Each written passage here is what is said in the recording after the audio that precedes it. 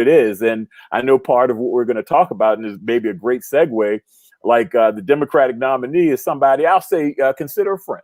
And this is not a personal animosity or any type of personal beef. It's business. And I use the analogy, and that goes to my support for Bob Wallace for mayor. I'll use the analogy. I've had several friends like you do. And you know your friends. You know your friends well. And there's certain friends you can depend on for certain things.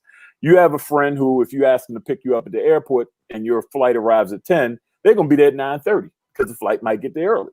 You have some friends that you ask them to be there. Your flight comes in at 10.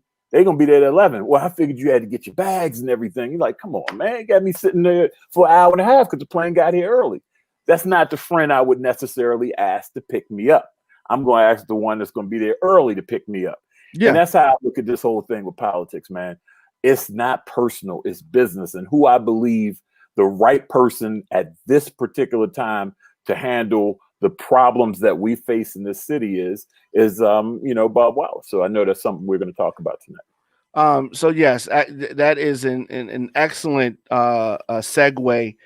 So for people that are just tuning in, I'm talking with TJ Smith, and we are diving into his support for independent candidate Bob Wallace for mayor of Baltimore. And is Bob Wallace somebody that you've known for a long time? Somebody I knew prior to my candidacy.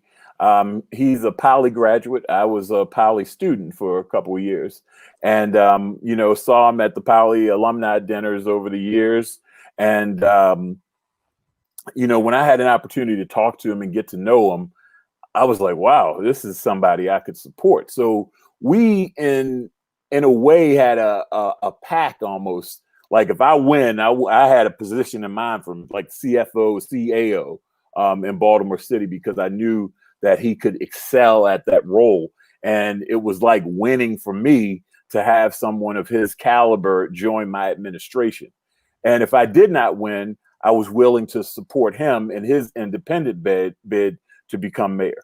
Now, being an independent in Baltimore, anywhere really in the country, but certainly Baltimore, is a struggle. But what's I think very important about this candidacy, he's the first independent ever to actually be on the ballot. This is not a write-in campaign. So he's actually on the ballot. He'll be one of the 4 names in the box for mayor for people to select. So that in and of itself shows a different level of momentum.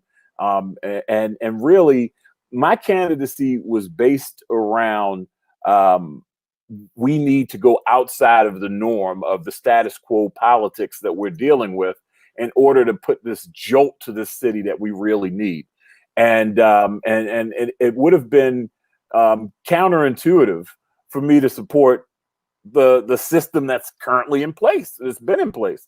If I wouldn't have run for office if I believed the current system that's in place was what would be best for the city of Baltimore. So all of that played into my decision making. I'm not a guy that has this big ego. It doesn't matter to me. I just play my role, play my part. I want to do whatever I can to help, because at the end of the day, I have so many friends on social media who've lost their children. And it's the most heartbreaking shit you can imagine. I apologize for the language. It's the most heartbreaking thing you can imagine, day in and day out, seeing these parents cry over their children that have been lost over years, and some more recently than not. And the lack of intensity that we see in the city to really progress. And crime is one element of this. And we can't get so fixated on crime that we're not worried about everything else that are really contributing factors to crime.